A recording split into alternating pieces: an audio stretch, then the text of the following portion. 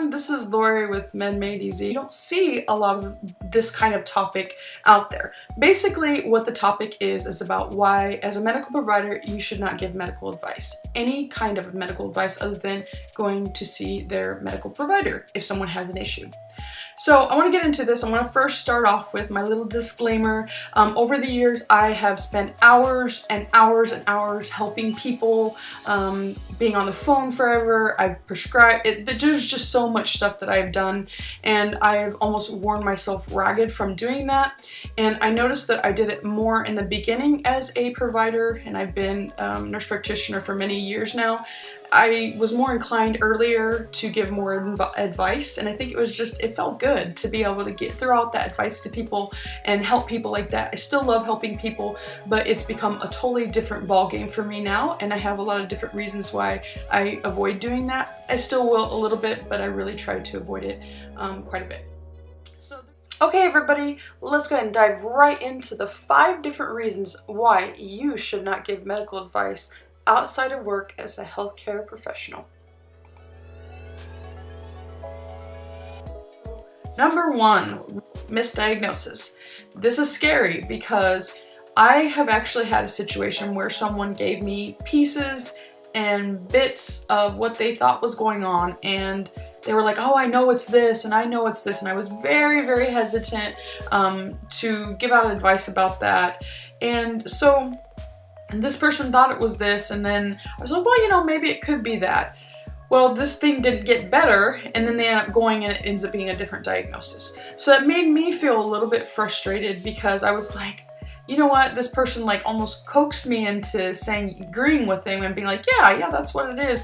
And you know, as a medical provider, like, I know better than that. I know that you don't just because the patient's coming in and saying, hey, this is what I think it is, it's good to take that suggestion, but a lot of times look at other things. I've had patients where they were like, no, this is what it is, I know this is what it is, and then I found something completely different, and thank goodness I did. So that's definitely a big one. Medical diagnosis, misdiagnosing someone is a scary thing because you worry about whether or not this person is going to get adequately treated in time, and also if they get the wrong treatment, that's scary. That's scary for your license, and definitely that's just not a good feeling. You also want the patient or the person, your friend, family member, to be physically examined because that is a big part of finding the accurate diagnosis for an individual with whatever disorder that they have going on.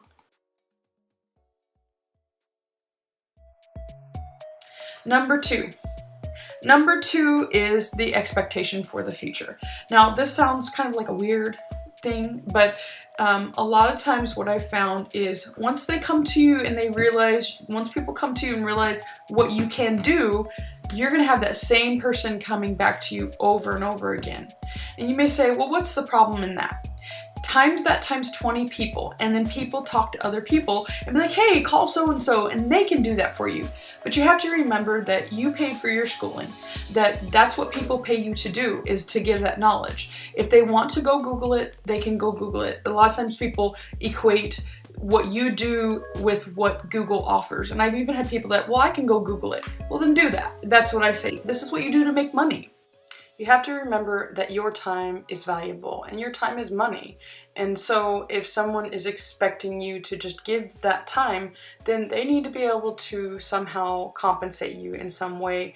That may sound strange, but I've found too many family members or different people who would not do the same for me if it required them to take time out of their day. So I always take that into consideration because you know, when it's been flipped around on the other side, then they would not want to spend their time to barter or do something that would take them time. So with that, the expectation in the future, I've had people who I've done something for once and then they will repeatedly call me, and then they'll tell other family members, and then other family members will come in, and then all I'm doing is working for free. Also equate this is time away from my actual immediate family that I'm spending. And I would never ask somebody else in their immediate family to take the time away from them and do work for me. I have gotten to the point where I want to pay someone, even if they're a family member, because I feel like I respect their time and I know how it feels to be asked to do something for free and then expected that with nothing in return.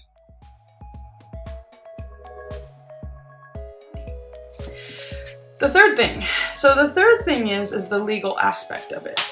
The legal aspect is probably one of the most important parts of this, because you have to remember that if you do misdiagnose somebody, or you do give them inaccurate information, or let's say something else, you didn't get a scan or you didn't do something, and so if that happens, and family members sue family members, so it's not like this is something that's so foreign. We know this. We know family members all the time fight over different things. If something bad ends up happening, especially if it's a child, that is so scary, and that is so much liability that you do not want to hold. And then you're not going to have a chart. That's the other thing. That's something that's always been in my head real huge about, like, you don't have documentation of that usually, of exactly what you gave, to that advice to that person, and what you told them to do, and what test you did. You're not usually going to have all that. So that's the thing that you think that it wouldn't happen, but it does. And it happens a lot. Family members sue family members. It happens. Number four. So you have to, kind of going back to what I said a little bit earlier, is you have to remember that you spend money on your education, and that, if let's say someone cut hair, or let's say someone did something with the cars, I would never ask a family member, hey, would you go change my oil? And just expect them to come over and do that. I think sometimes when people think that it's stuff up here versus stuff in your hands, that they equate that to that's more valuable. So a lot of times I have found that, people will still expect you to pay for their service because they think it's a hands-on service, and yours is up in your brain, and they're like, oh, I could Google that. But you have to realize that that is very valuable, what you do. And so when you're just giving it away to people, it's the services that you do are worth a lot of money. Your knowledge is worth a lot of money.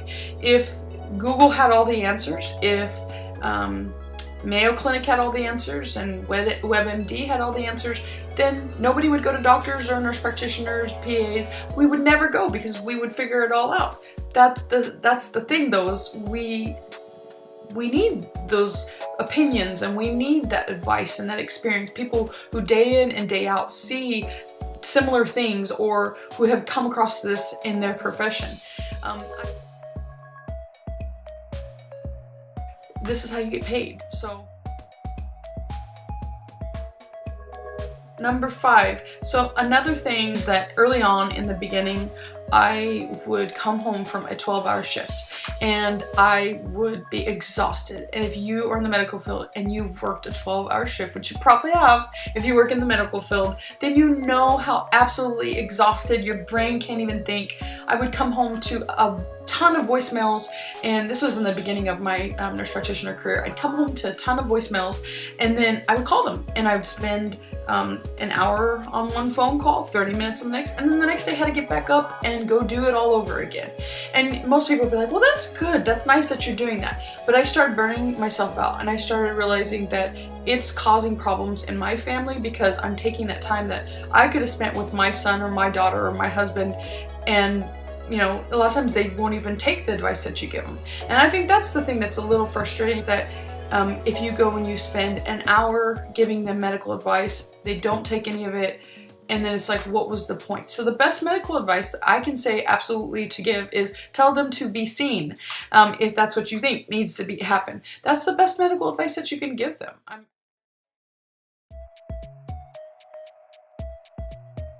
I'm not going to harp on people that do give out medical advice. If that's what you decide to do, then that's what you decide to do.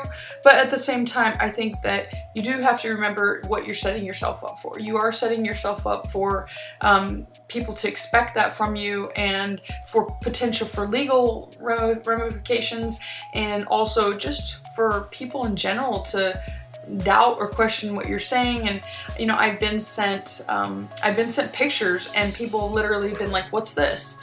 And I'm like, hold on just a second, I have questions. I have lots and lots of questions. But that takes time, and so you have to remember that.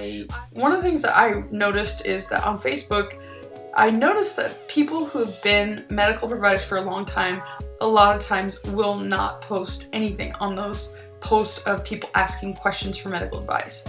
I don't know if it's because they go in and they do a little message. If I'm really concerned about someone, a lot of times I will go in and I will give them a message that, hey, this needs to be checked out. So you know, that's kind of the extent to where I go nowadays. I really, or if I see something that's inaccurate on a post that's completely inaccurate and crazy like that, then I will give sometimes a little message saying, hey, maybe you should go see your doctor or your primary care provider. So yeah, so that's kind of my thoughts on everything with that, why as a medical provider you should not give medical advice. You know, it's tempting to give medical advice. It's so tempting because you feel like you have that knowledge and you want to be able to spread that love, and you want to be able to give people, it feels good to be able to help someone out and you feel validated. But at the same time, there are things that can happen with that. And that's my thoughts on why you shouldn't give medical advice, and definitely do what you want to do, but that's just my thoughts and my experiences. Alright guys, till the next storytime video on Med Made Easy, be sure to stay tuned. I will have more of these coming up, and if you have anything in particular that you want me to talk about, please comment below.